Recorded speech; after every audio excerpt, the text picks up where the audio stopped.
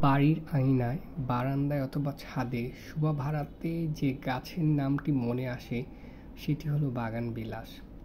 ভিন্ন ভিন্ন রঙের ফুলে যেন রঙিন হয়ে তোলে চারদিক। ইংরেজিতে ফুলটির নাম বোগেনভিলিয়া। কেউ কেউ একে ভালোবেসে কাগজের ফুল বা কাগজি ফুল নামেও ডেকে থাকে। রবীন্দ্রনাথ ঠাকুর বৈজ্ঞানিক নামের সঙ্গে সঙ্গতি রেখে নামকরণ করেছেন বাগানবিলাস। সারা বছর বাগানের শোভা বাড়ায় ফুলটি। বাগানপ্রেমীদের কাছে বাগানবিলাস একটি সেরা উপহার। এছাড়াও আমাদের দেশে প্রায় সব জায়গাতেই এই গাছ চোখে পড়ে, বিশেষ করে বাড়ির সামনের গেটে অথবা পার্কে। ভিন্ন রঙের হয়ে থাকে ফুল, লাল, কমলা, হলুদ, সাদা, গোলাপি, আরও কত রং।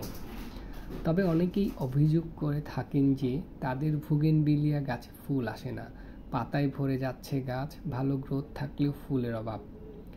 বাগানবিলাস গাছে ফুল আনার সবচেয়ে ভালো উপায় হচ্ছে পানির অভাব সৃষ্টি করা। বাগানবিলাস গাছের মাটি ভেজা ভেজা থাকা মানেই এতে সেভাবে ফুলের দেখা পাওয়া যাবে না।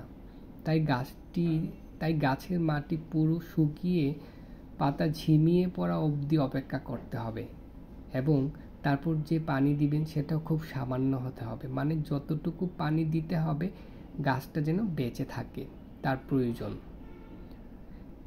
কয়েকদিন এরকম করলেই দেখবেন গাছে ফুলে ফুলে ভরে এসেছে।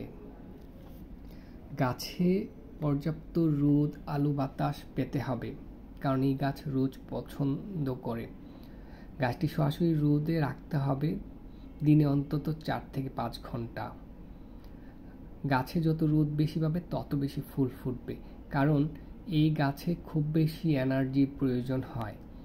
এখন আমার বাগানের সম্পূর্ণ ভিডিওটা আমি দেখাচ্ছি। আমার বাগানে আরও কী কী গাছ আছে।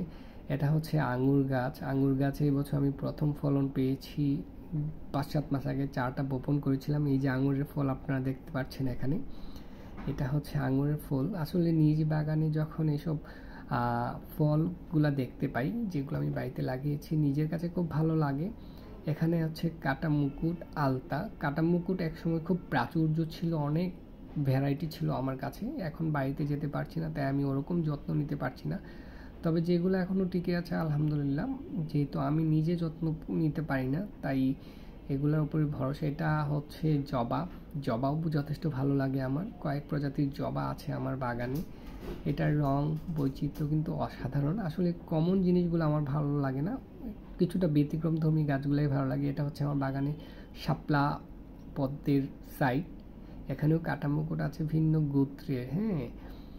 এটা হচ্ছে স্বর্ণরূপা, মানে কাটা মুকুটও বাগানবিলাসের মতো বা বোগেনভিলিয়ার মতো কিন্তু সারা বছর ফুল থাকে, যেটা আপনার বাগানকে আলোকিত করে রাখে। কিছু এডেনিয়ামও আছে, এডেনিয়ামেও ফুল ফুটেছে। সুইট পিঙ্ক খুব ভালো লাগার একটা গাছ আমার।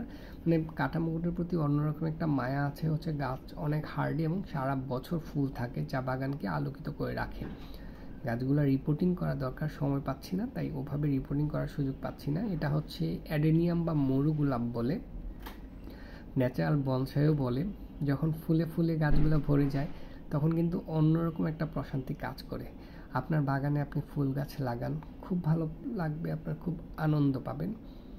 এই যে অ্যাডেনিয়ামগুলো ফুটে আছে আমার বাগানে, খুব ভালো লাগে আমার। অ্যাডেনিয়াম কিছু জাত আছে আমার সংগ্রহে। এগুলা যখন আমি দেখি, বাড়ি যাই, মানে অপরিসীম একটা আনন্দ বিরাজ করে মনে। প্রথমেই আমি গাছগুলো দেখতে যাই, গাছগুলো ভালো আছে কি না। ধন্যবাদ সবাইকে ভিডিওটা দেখার।